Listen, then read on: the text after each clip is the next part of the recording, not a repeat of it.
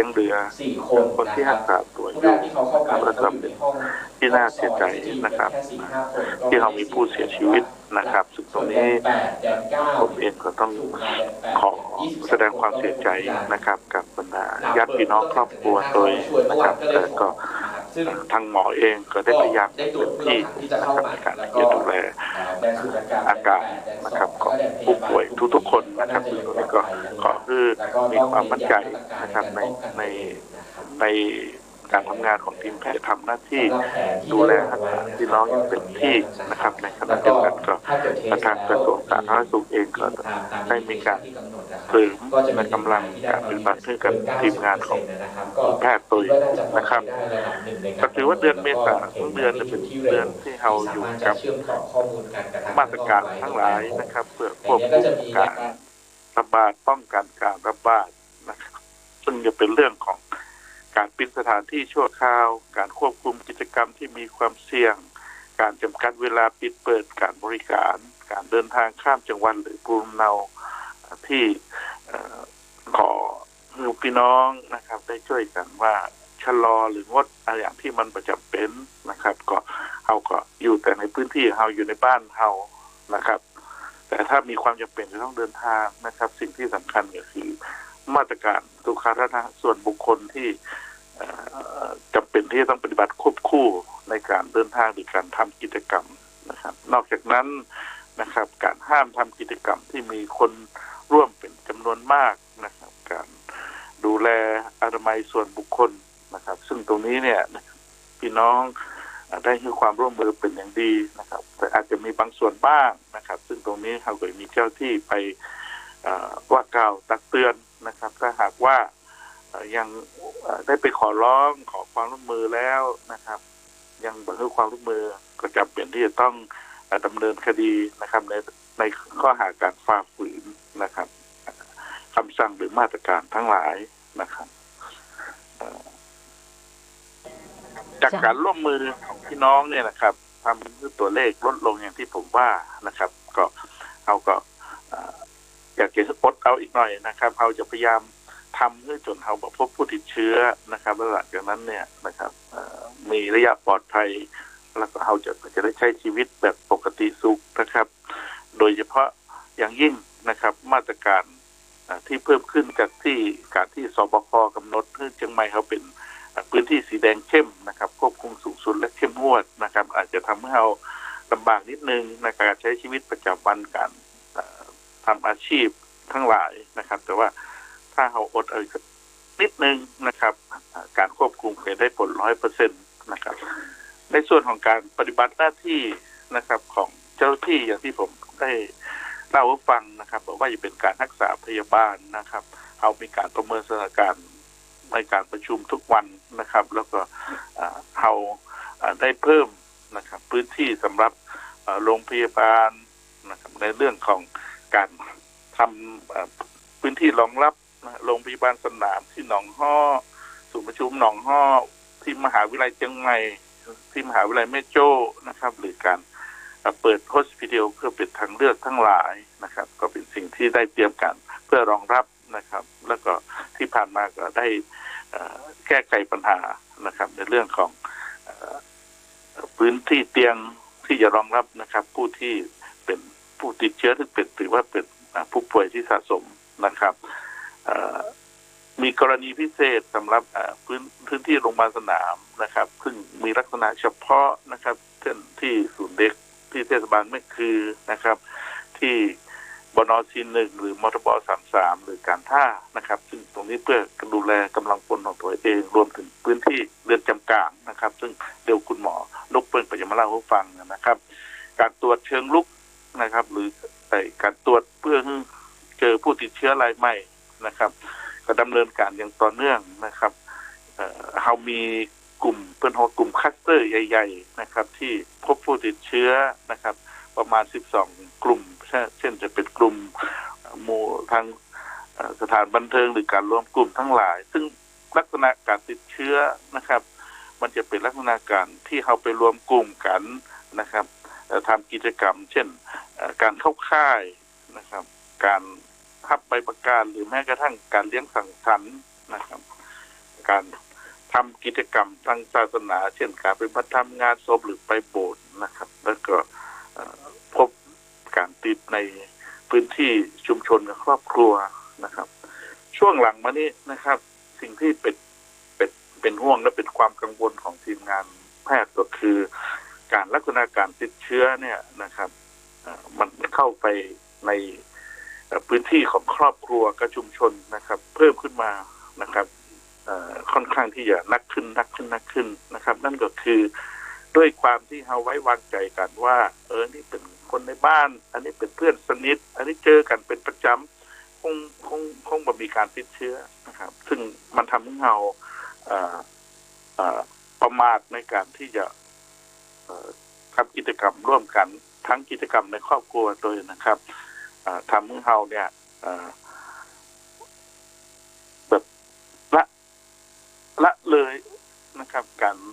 ารที่จะป้องกันในลักษณะของการอนามัยส่วนบุคคลคือการใช้หน้ากากการล้างมือการเว้นระยะหรือแม้กระทั่งการที่จะทำไทยชนะอย่างทั้งหลายนะครับซึ่งตรงนี้เนี่ยนะครับถ้าเราได้มีวินัยนะครับและอดทนอีกนิดนึงในการที่จะปฏิบัติตามหลักสุขอนามัยส่วนบุคคลเนี่ยก็เชื่อว่าจะทำให้การควบคุมการแพร่ระบาดนะครับทำได้ 100% ในที่สุดนะครับในส่วนของเรื่องของการดูแลผู้ป่วยนะหลายท่านกังวลว่าอาการหนักอย่างไรเนี่ยนะครับอันนี้ก็ขอเรียนว่าทางทีมงานนะครับได้มีการประเมินสถานการณ์ตลอดนะครับแล้วก็เขาแบ่งเตียงนะลักษณะเตียงตามอาการของผู้ป่วยนะครับเป็นเตียงเขียวนะครับ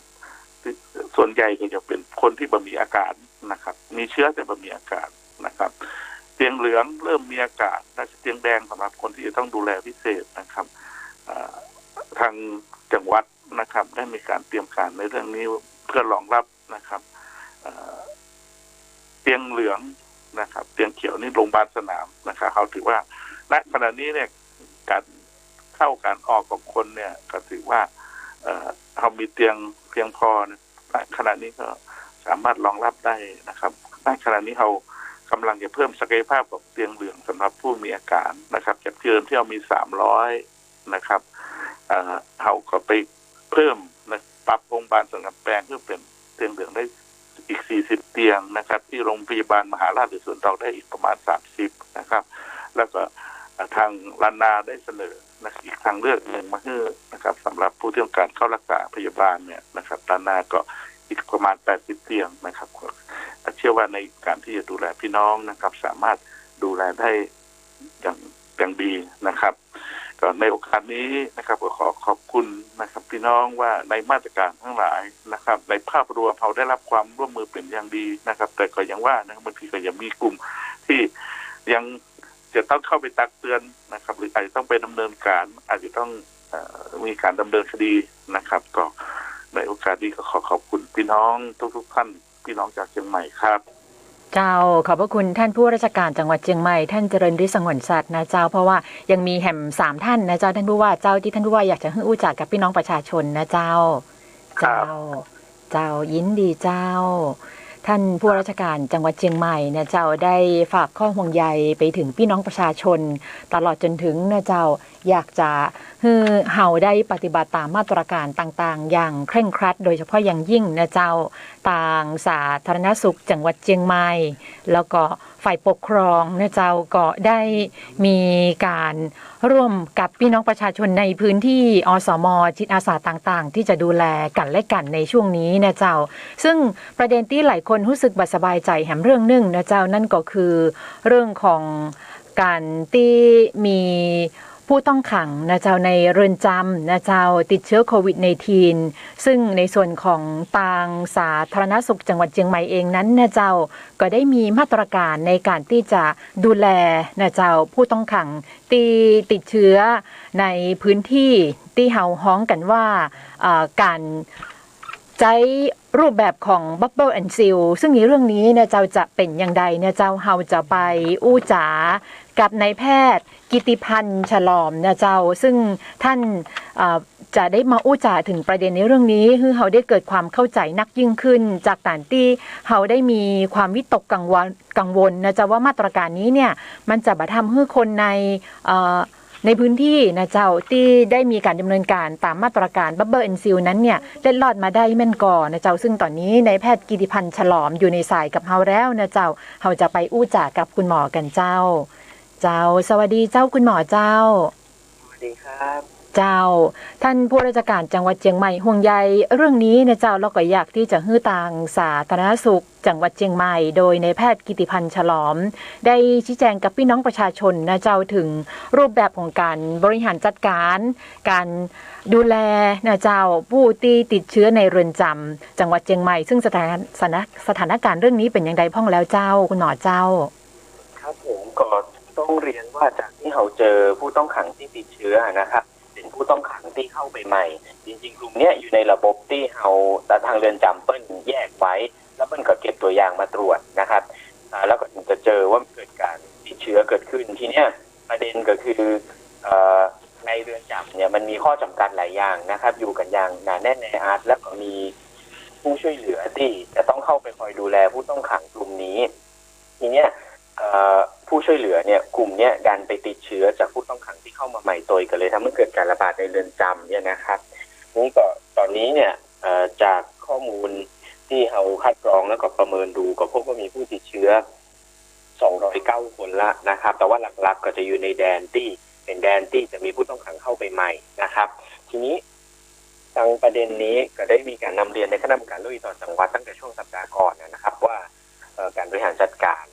มันอาจจะไม่ได้เป็นโดยปกติเหมือนที่เราดำเนินการใน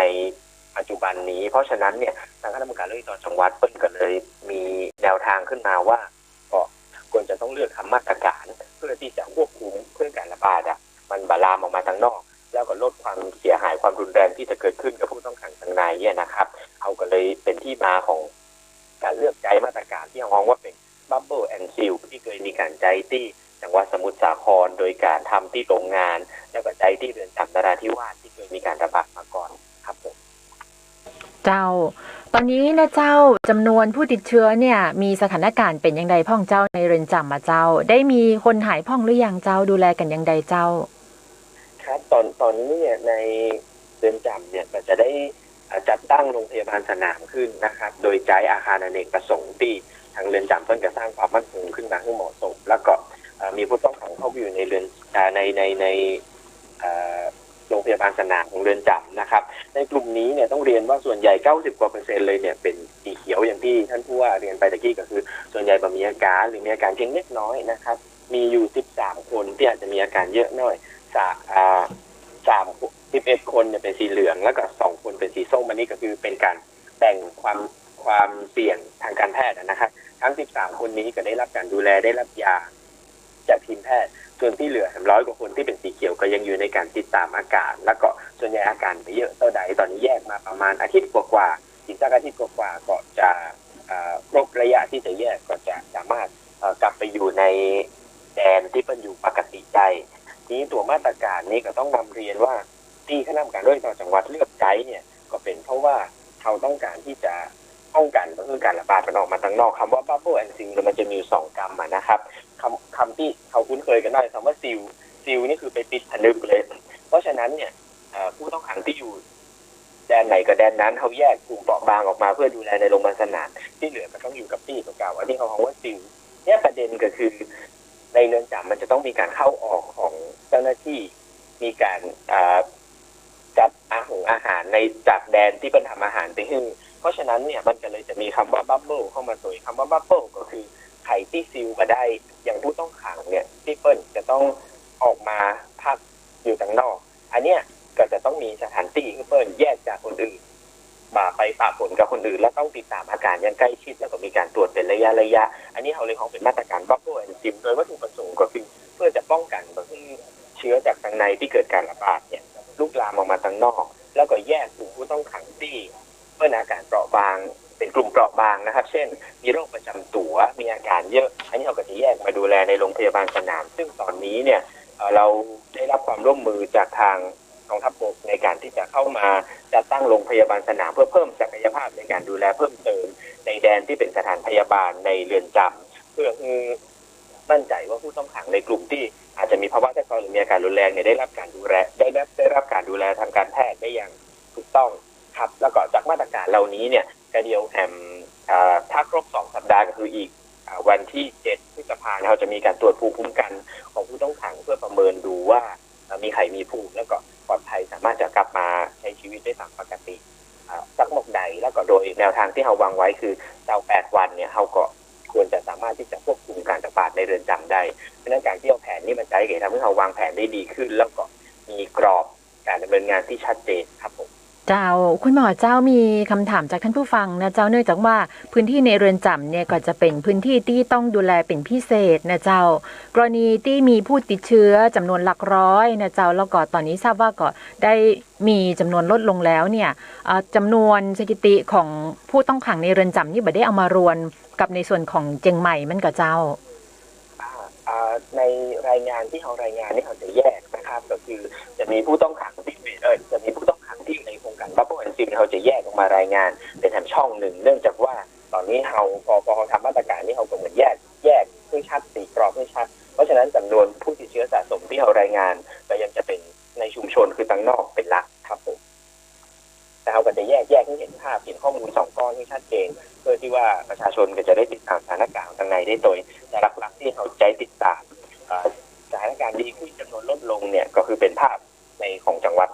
ครับผมเจ้ายินดีเจนนักเจ้าขอบพระคุณเจ้านายแพทย์กิติพันธ์ฉลอมเจ้าผู้ช่วยนายแพทย์สาธารณสุขจังหวัดเชียงใหม่เนี่ยเจ้าซึ่งคุณหมอเองนะเจ้าได้อู้ถึงมาตรการบับเบิ้ลแอนด์ซิลที่นำมาใช้ในการบริหารจัดการดูแลผู้ติดเชื้อโควิด -19 ภายในเรือนจำกลางอำเภอแม่แตงจังหวัดเชียงใหม่นะเจ้าซึ่งสถานการณ์ในตอนนี้นะเจ้าก็พบว่ามีอาการดีขึ้นนะเจ้าแล้วก็ได้มีการจัดตั้งโรงพยาบาลสนามที่เรือนจำกลางเชียงใหม่เพื่อรักษาแล้วก็ดำเนินการดูแลผู้ติดเชื้อทั้งหมดในเรือนจำนะเจ้าเกี่ยวกับเรื่องของสถานการณ์โดยรวมนะเจ้าในเรื่องของตัวเลขแล้วก็สถิติการแพร่ระบาดของโควิด -19 นะเจ้าตอนนี้เนี่ยต้องบอกว่าในประเทศไทยนะเจ้าตะวาเนี่ยก็พ้องได้ว่าเป็นวันที่มีผู้เสียชีวิตสูงสุดก็คือ20 รายนะเจ้าของประเทศไทยแล้วก็ในส่วนของเชียงใหม่ตะวาเนี่ยมี61 รายส่วนวันนี้นั้นนะเจ้าวิธีการที่เราจะได้ดำเนินการนะเจ้าแล้วก็มีการเก็บข้อมูลสถิติต่างๆเพื่อที่จะรายงานให้กับพี่น้องประชาชนนะเจ้าแล้วก็สบคใหญ่นะเจ้าเฮามีกระบวนการมีการเก็บข้อมูลสถิติอย่างใดพ่องตอนนี้นะเจ้าเฮาจะไปอู้จ๋านะเจ้ากับในส่วนของสาธารณสุขจังหวัดเชียงใหม่ดร.ทรงยศคำชัยหัวหน้ากลุ่มงานควบคุมโรคติดต่อสำนักงานสาธารณสุขจังหวัดเชียงใหม่นะเจ้าเกี่ยวกับสถานการณ์การแพร่ระบาดโควิด -19 ในพื้นที่จังหวัดเชียงใหม่ตอนนี้นะเจ้าดร.ทรงยศคำชัยอยู่ในสายกับเฮาแล้วเจ้าสวัสดีเจ้าครับสวัสดีครับเจ้าต้องเรียนว่าตะวานี้นะเจ้าประเทศไทยเฮาเนี่ยมี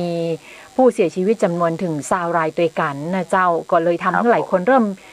มีความวิตกกังวลขึ้นประกอบกับมาตรการนะเจ้าที่เฮาได้มีการยกระดับเพิ่มขึ้นเริ่มตั้งแต่วันที่1 พฤษภาคมเป็นต้นมาทั้งเรื่องของการจำกัดเวลานะเจ้าในการเปิดสถานประกอบการต่างๆหรือมาตรการอื่นๆเนี่ยซึ่งคุณหมอเองนะเจ้าล่าสุดนะเจ้าเฮาได้มีการเก็บข้อมูลผลจากการดำเนินการตามมาตรการนี้เป็นอย่างไรพ่องเจ้าครับก่อนอื่นก็จะต้องขอบอกพี่น้องประชาชนเชียงใหม่ทุกคนนะครับว่าตอนนี้สถานการณ์ของประเทศอาจจะยังแบบค่อยสงบหรือว่าค่อยดีเท่าใดนะครับแต่สถานการณ์ของจังหวัดเชียงใหม่ของเราเริ่มดีขึ้นเรื่อยๆนะครับก็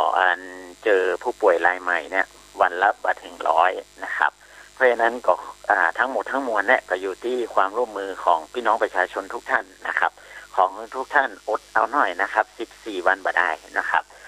ปฏิบัติตัวอย่างเคร่งครัดนะครับทั้งสวมหน้ากากอนามัยล้างมืองดไปในที่ชุมชนบัจัดการร่วมกลุ่มอย่างนี้นะครับเป็นระยะห่างถ้าเป็นแบบนี้ไปเรื่อยๆนะครับ14 วันเนี่ยเราน่าจะควบคุมในส่วนของจำนวนผู้ป่วยคือลดลงหรือว่าเหลือ0ได้นะครับ แต่ว่านี่ก็มีผู้ป่วยรายใหม่ของจังหวัดเชียงใหม่เพิ่มขึ้นแค่55รายนะครับทำให้ผู้ป่วยสะสมของเราเฉพาะรอบในการระบาดเดือนเมษายนนี่นะครับอยู่ที่ 3,630 คนนะครับโดย 3,630 คนเนี่ยนะครับรักษาหายแล้วเยอะนะครับ 1,981 รายคิดเป็น55%ซึ่งยังรักษาตัวอยู่ในโรงพยาบาลต่างๆเนาะทั้งโรงพยาบาลสนามโรงพยาบาลเอกชนโรงพยาบาลรัฐและก็ฮอสพิทอลของเราเนี่ยนะครับ 1,644 รายคิดเป็น45%ครับแล้วก็แต่ว่ามีการรายงานผู้เสียชีวิตนะครับของจังหวัดเชียงใหม่เพิ่มขึ้นมาแห่ง3 คนนะครับคิดรวมผู้เสียชีวิตเฉพาะระลอกนี้ก็คือ5 รายนะครับซึ่ง3 ท่านที่เสียชีวิตก็จะเป็นผู้ชาย2 คนนะครับเพศหญิงคนหนึ่งโดยเพศหญิง1 คนกับเพศชาย1 คนเนี่ยมีประวัติเสี่ยงก็คืออายุเยอะนะครับคนหนึ่งอายุ66 ปีแล้วก็ผู้หญิงอายุ68นะครับแล้วก็ส่วนผู้ชายแห่งคนหนึ่งนะครับอายุ51นะครับอันนี้ดูเหมือนอายุน้อยนะครับแต่ว่าเพิ่นก็มีโรคประจำตัวเป็นความดันโลหิตสูงนะครับแล้วก็ที่สำคัญก็คือทั้ง3 คนเนี่ยครับติด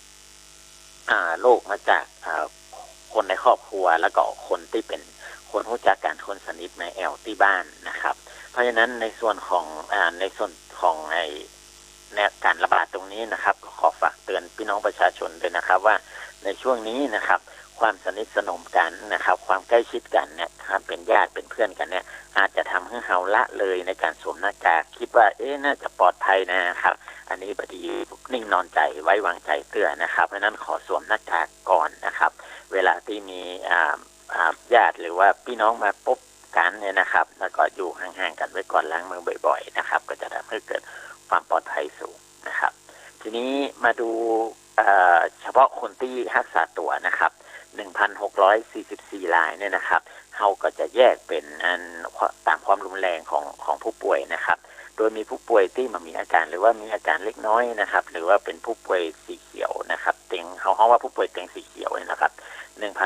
1,237 รายแล้วก็ผู้ป่วยเตียงสีเหลืองมีอาการเริ่มมีอาการนะครับมีอาการปานกลางขึ้นไปนะครับ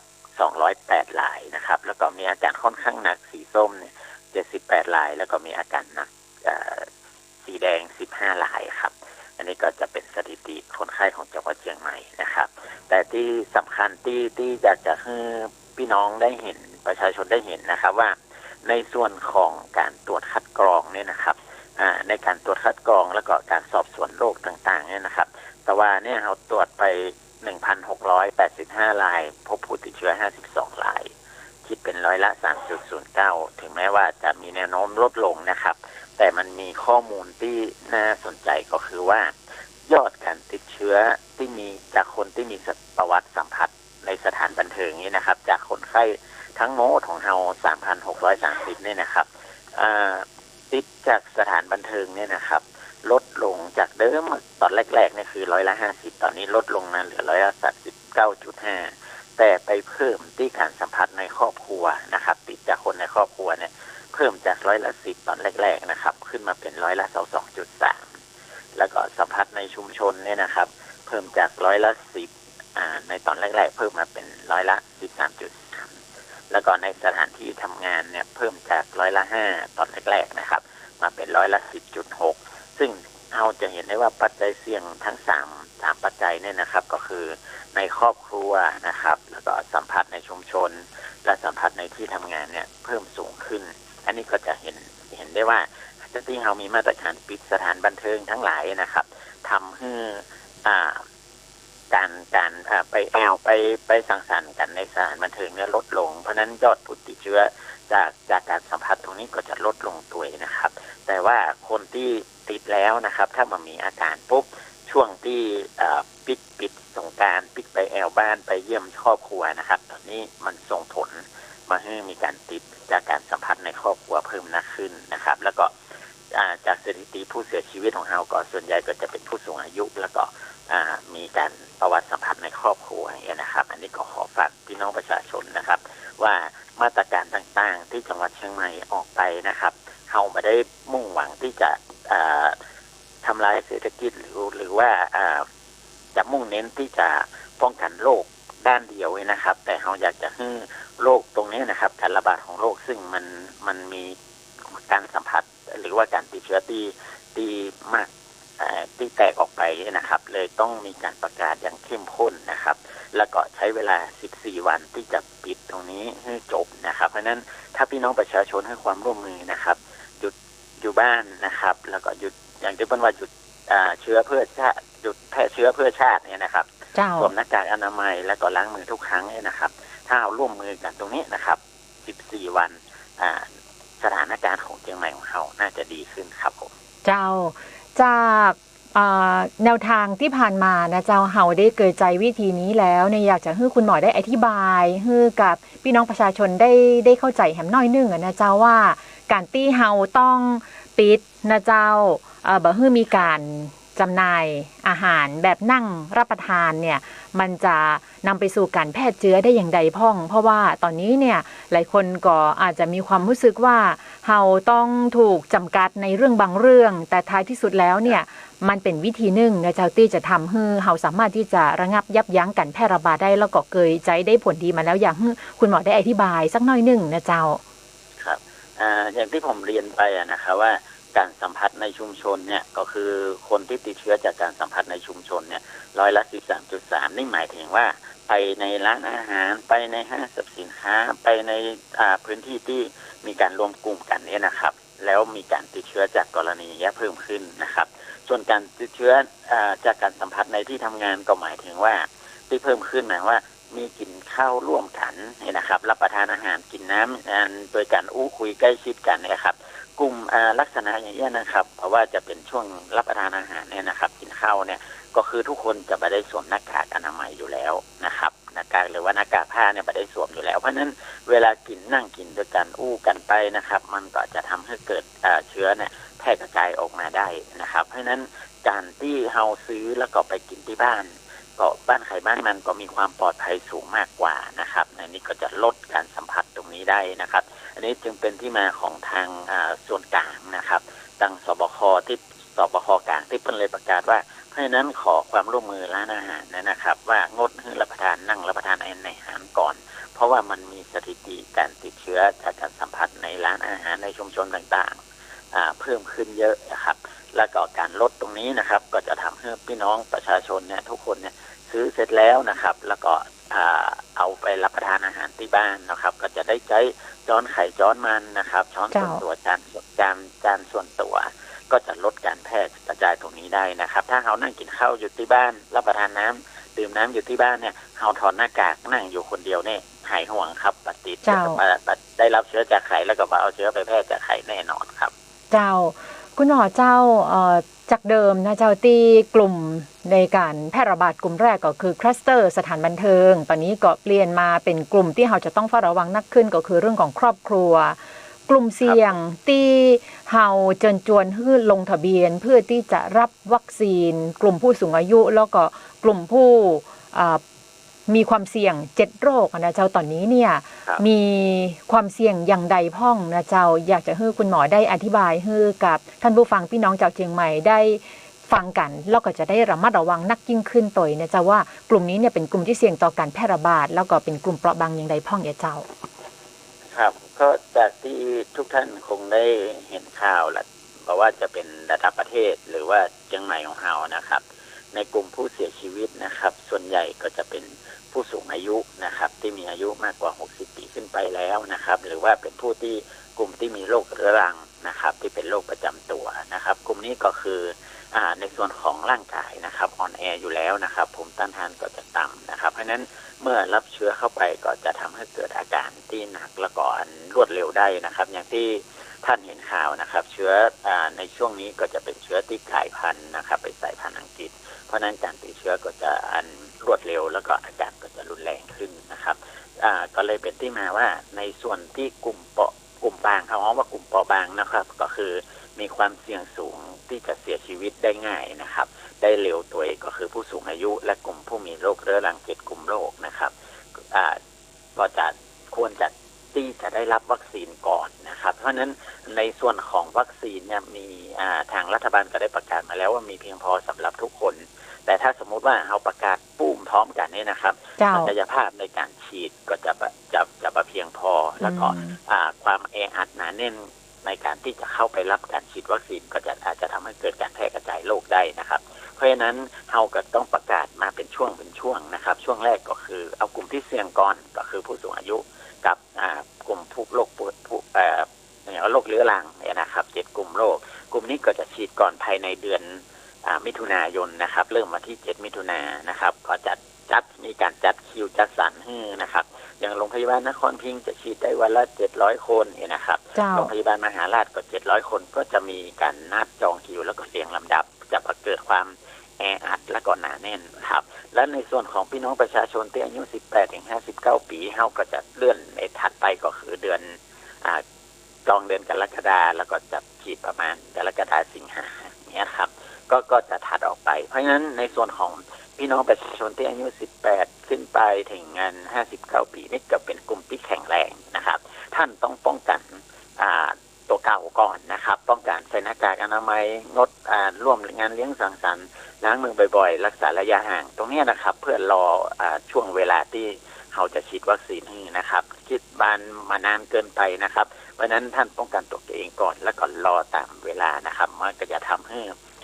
การป้องกันวัคซีนได้ประสิทธิภาพและก็ศักยภาพของบุคลากรที่จะฉีดให้ท่านเนี่ยมีเพียงพอและก็เกิดความแออัดในขณะที่ไปรอฉีดนะครับรวมทั้งบุคลากรเขาก็จะได้มีกำลังส่วนหนึ่งมาดูแลในกลุ่มของผู้ป่วยที่อยู่ในโรงพยาบาลสนามโรงพยาบาลรัฐโดยครับมันจะต้องไปด้วยกันอย่างนี้ครับเขาเลยมีการจัดแบ่งกลุ่มเพื่อตามความเสี่ยงก่อนครับผมเจ้า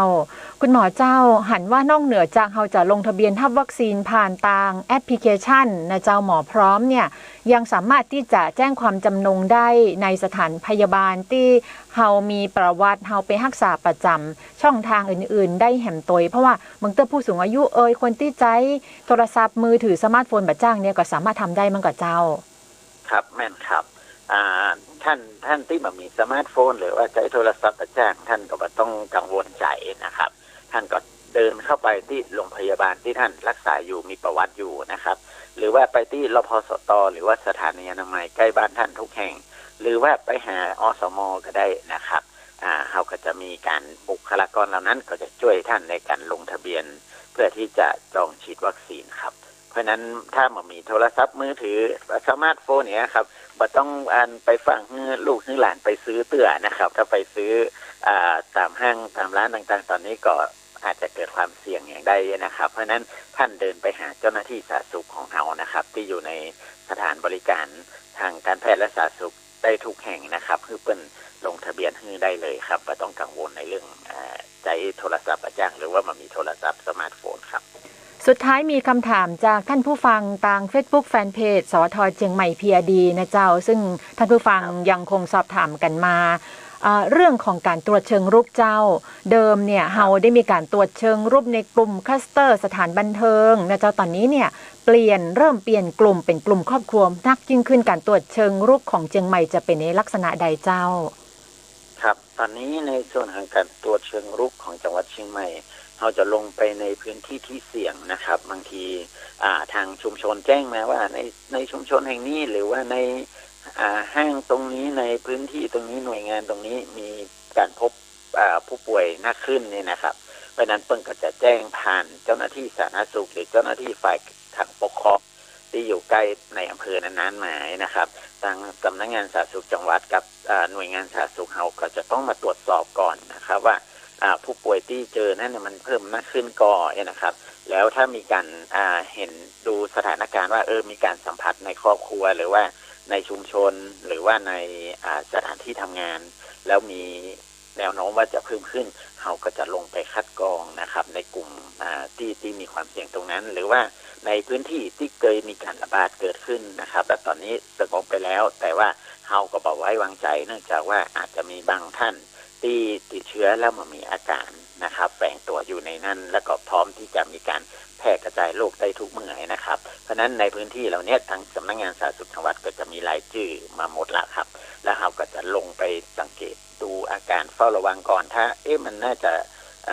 อาจจะทำให้เกิดคลัสเตอร์การระบาดขึ้นมาเราก็จะจัดทีมลงไปซูมนะครับใช้วิธีการซูมตรวจนะครับใน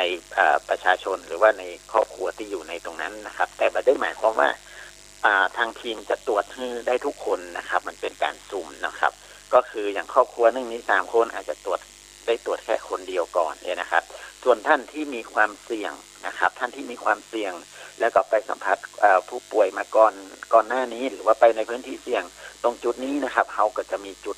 ตรวจคัดกรองนะครับก็จะอยู่ที่ศูนย์ประชุมนานาชาตินะครับ1 จุดอันนี้เข้าไปทางประตู1เลยนะครับก็จะมาได้ผลกับที่ทางคนไข้เข้าไปนะครับไปตรวจคัดกรองเลยนะครับทางจุด1จะเริ่มเปิดบริการวันพรุ่งนี้ก็คือที่เป็นรถพระราชทานจะจอดไว้ที่ศูนย์สำนักงานป้องกันและควบคุมโรคที่1เชียงใหม่ซึ่งเป็นสถานที่ที่ตั้งศูนย์วัณโรคเดิมที่อยู่หน้าร้านหนังสือสุริวงศ์บุ๊กเซ็นเตอร์ถนนศรีดอนชัยนะครับอันนี้เริ่มเปิดบริการวันพุธนะครับท่านก็ถ้าท่านมีความเสี่ยงตรงนี้ก็สามารถ walk in เข้าไปตรวจได้เลยนะครับอันนี้ก็คือแล้วก็แฮมที่1ก็คือเป็นโรงพยาบาลประจำอำเภอหรือว่าโรงพยาบาลเอกชนทุกแห่งนะครับถ้าท่านมีความเสี่ยงท่านไปแจ้งต่อเจ้าหน้าที่เลยนะครับเปิ้ลก็จะดำเนินการสวอปนะครับโดยประคิดมูลค่านะครับอันนี้ต้องแยกเป็น2 ส่วนนะครับถ้าเป็นพื้นที่เสี่ยงเนี่ยนะครับที่เราสงสัยว่าน่าจะเป็นแหล่งลังโรคที่จะแพร่ระบาดก่อทางทีมจะลงไปตรวจอันนี้เราจะมามีการประชาสัมพันธ์นะครับเนื่องจากว่าจำนวนที่ตรวจเนี่ยก็จะมีจำนวนจำกัดเราจะไปซูมเพื่อจะเกิดความปลอดภัยนักที่สุดมามีคนที่เป็นมีเชื้ออยู่แล้วมามีอาการเนี่ยหลงเหลืออยู่ในชุมชนเลยนะครับแห่งส่วนหนึ่งจะเป็นกลุ่มที่เสี่ยงนะครับท่านเสี่ยงท่านไปสัมผัสมาท่านมีอาการนะครับก็เข้าไปตรวจตามจุดที่เราเตรียมไว้ให้ได้เลยครับเจ้าขอบคุณเจ้าในวันนี้ก็ครบถ้วนรวมถึงคำถามจากท่านผู้ฟังที่สอบถามเข้ามาขอบพระคุณเจ้าดร.ทรงยศคำชัยหัวหน้ากลุ่มงานควบคุมโรคติดต่อสำนักงานสาธารณสุขจังหวัดเชียงใหม่ยินดีจะนักเจ้าสำหรับเรื่องสุดท้ายนะเจ้าที่เราจะไปตอบคำถามท่านผู้ฟังนะเจ้าจากท่านปลัดอำเภอท่านปลัดกวานเปาวัฒนฟุ้งเจริญนะเจ้าเกี่ยวกับเรื่องของมาตรการต่างๆตอนนี้เนี่ยจังหวัดเชียงใหม่ได้มีการประกาศนะเจ้าของจังหวัดเชียงใหม่โดยคณะกรรมการควบคุมโรคติดต่อจังหวัดเชียงใหม่นะเจ้าซึ่งก็สอดคล้องกับมาตรการของสบคทั้งเรื่องของการที่ได้มีข้อกำหนดนะเจ้าเรื่องของร้านอาหารห้ามนั่งทานในร้านทั้งเรื่องของการเดินทางข้ามจังหวัดนะเจ้าซึ่งในส่วนนี้นะเจ้าท่านปลัดอำเภออยู่ในสายกับเฮาแล้วนะเจ้าเฮาจะไปติดตามเรื่องนี้ถึงมาตรการต่างๆที่อยากจะเน้นย้ำแหมเตือนหนึ่งหลายท่านคงทราบแล้วนะเจ้าแต่ว่าเรื่องใดเป็นประเด็นสำคัญที่ต่างจังหวัดเชียงใหม่โดยท่านกวานเปาวัฒนฟุ้งเจริญปลัดอำเภอจะได้เล่าให้เฮาฟังกันในช่วงท้ายนี้เจ้าสวัสดีเจ้าครับสวัสดีครับเจ้าคงเป็นเรื่องที่เราจะได้เน้นย้ำเพิ่มเติมกันนะเจ้าเพราะว่าหลังจากที่เราได้มีการประกาศนะเจ้าตามคำสั่งของสบคแล้วก็จังหวัดเชียงใหม่โดยคณะกรรมการควบคุมโรคเนี่ยก็หันได้นะเจ้าว่าพี่น้องประชาชนก็อาจจะเริ่มมีข้อสงสัยอย่างต่างๆเกี่ยวกับมาตรการเหล่านี้นะเจ้าท่านปลัดเจ้าอยากจะได้ย้ำแหมเตือนหนึ่งนะเจ้าว่ามีกี่ข้ออย่างพ่องเนี่ยเจ้าครับสวัสดีท่านผู้ชมผู้ฟังพี่น้องประชาชนชาวเชียงใหม่ที่เคารพทุกท่านนะครับ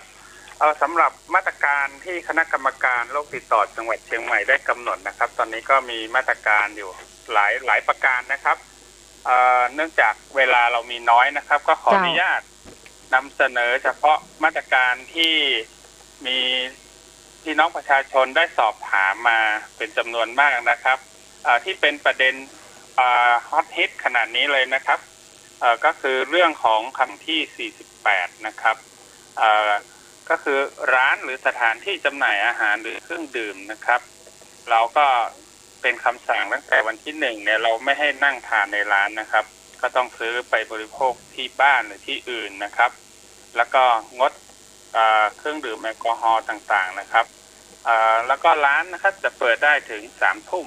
ก็เกิดมีคำถามในโลกโซเชียลนะครับที่ก็คือร้าน บุฟเฟ่นะครับซูชิอยู่ร้านหนึ่งนะครับที่เปิดให้บริการโดยไปเสิร์ฟยังที่จอดรถนะครับให้พี่น้องประชาชนนะครับลูกค้าที่เข้าไปใช้บริการนั่งทานในรถนะครับก็มีคำถามว่าทำได้ไหม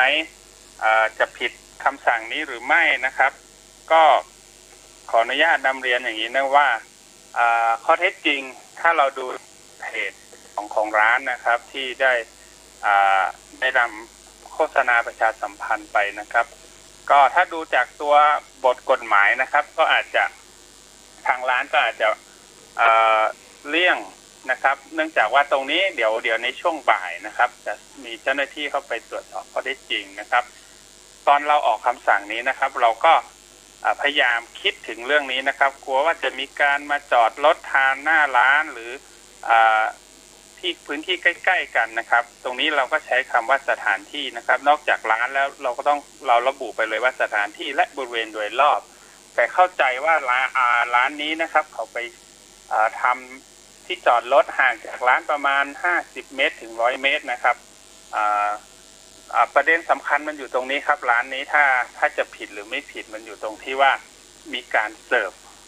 ยังมีการเสิร์ฟให้บริการเนื่องจากเป็นบุฟเฟ่นะครับอันนี้เดี๋ยวช่วงบ่ายนะครับจะมีเจ้าหน้าที่ไปดูข้อเท็จจริงนะครับถึงแม้อาจจะไม่ใช่บริเวณโดยรอบร้านซึ่งห่างออกไปนะครับอันนี้ก็จะตรวจสอบนะครับก็ขอเน้นย้ำนะครับมาตรการที่เราออกไปเหมือนที่ท่านดร.ทรงยศนะครับได้อธิบายไปนะครับมาตรการที่ออกไปเนี่ยระงับยับยั้งการแพร่ระบาดนะครับวัตถุประสงค์ของมาตรการก็จะเป็นแบบนี้นะครับเดี๋ยวสำหรับประเด็นนี้ที่สอบถามกันมากว่าทำได้หรือไม่ได้นะครับทางเจ้าหน้าที่จะไปดูข้อเท็จจริงทั้งหมดอีกทีหนึ่งนะครับแล้วก็จะตอบ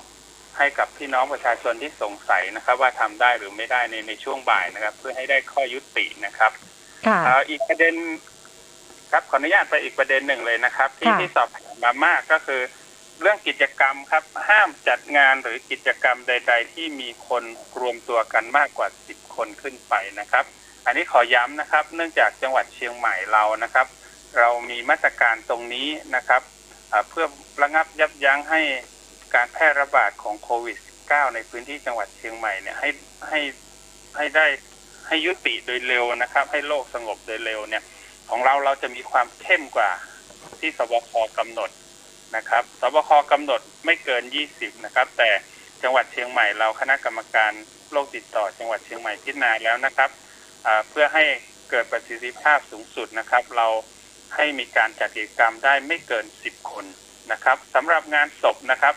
เราจำกัดจำนวนผู้เข้าร่วมกิจกรรมไม่เกิน20 คนนะครับอันนี้ก็มีพี่น้องประชาชนสอบถามมาแล้วก็มีหน่วยงานหรือภาคเอกชนนะครับก็สอบถามมาว่าจะจัดงานได้ไหมนะครับเราก็จัดได้นะครับแต่ว่าต้องจำกัดจำนวนผู้เข้าร่วมกิจกรรมนะครับอันนี้ก็เป็นอีกมาตรการหนึ่งที่มีการสอบถามเข้ามาครับผมค่ะมีอีกประเด็นหนึ่งนะคะที่สอบถามเข้ามาก็คือบางแห่งนะคะไม่ใช่จังหวัดเชียงใหม่นะคะแต่ว่าอาจจะเกรงว่าหลังจากนี้ไปก็จะมีการเรียนแบบก็คือการจัดในโรงแรมนะคะหรือว่าที่พักส่วนตัวที่เป็นในลักษณะบริการอาหารนะคะแต่ไม่ได้เปิดให้นั่งทานเป็นร้านอาหารอย่างนี้นี่จะได้ไหมคะตรงนี้ต้องดูว่าในการเป็นการจัดกิจกรรมที่เป็นลักษณะสังสรรค์หรือไม่นะครับถ้าเป็นลักษณะสังสรรค์ถึงแม้จะไปจัดในโรงแรมหรือสถานที่ใดๆนะครับเราคำสั่งที่47ในข้อ2เนี่ยเราห้ามไว้เลยนะครับว่าห้ามจัดกิจกรรมงานเลี้ยงสังสรรค์ทุกรูปแบบนะครับเนื่องจากว่าคณะกรรมการนะครับพิจารณาแล้วนะครับเห็นว่าอย่างที่บอกนะครับทางระบาดวิทยาเนี่ยต้องการให้เราจบงานในครั้งนี้ให้ได้ภายใน14 วันก็คือกลางเดือนพฤษภาคมเนี่ยครับมาตรการตรงนี้เราค่อนข้างจะเข้มนะครับในส่วนของจังหวัดเชียงใหม่ครับทานในโรงแรมห้องพักก็ไม่ได้ใช่ไหมคะไม่ได้ครับถ้าเป็นลักษณะไปรวมกลุ่มกันทานอาหารนะครับค่ะแม้แต่สั่งอาหารมาทานที่ห้องพักก็ไม่ได้นะคะก็จะได้ทราบกับพี่น้องประชาชนนะคะว่า เราจะต้องมีแนวทางในการปฏิบัติอย่างไรดังนั้นแล้วเนี่ยอาจจะมีคำถามต่างๆมากมายช่องทางที่พี่น้องประชาชนหลายท่านถามเข้ามาในอินบ็อกซ์เยอะมากเลยนะคะทำอันนั้นได้ไหมทำอันนี้ได้ไหมช่องทางที่จะสอบถามกับทางคณะกรรมการควบคุมโรคติดต่อจังหวัดเชียงใหม่นะคะเราจะสามารถสอบถามได้ช่องทางไหนคะเรามีเบอร์ศูนย์ของศูนย์ข่าวเฉพาะกิจนะครับที่ให้ไว้นะครับแต่ถ้าเกิดไม่แน่ใจนะครับที่ถามไปแล้วอาจจะตอบแล้วท่านไม่เคลียร์นะครับก็สามารถติดต่อมาเบอร์ที่ส่วนตัวผมก็ได้นะครับก็สามารถสอบถามได้ตลอดเวลานะครับค่ะเบอร์ผมนะครับเบอร์ส่วนตัว081ค่ะ5946862นะครับก็สามารถโทรสอบถามได้นะครับกรณีเป็นประเด็นคำสั่งประกาศนะครับขอเพิ่มเติมประเด็นที่สอบถามเมื่อกี้กรณีสั่งเข้าไปทานในห้องพักหรือโรงแรมตรงนี้นะครับถ้าทานเองนะครับได้นะครับไม่ใช่ว่านัดเพื่อนฝูงแล้วมีการสั่งอาหารมาทานร่วมกันอย่างเงี้ยก็มัน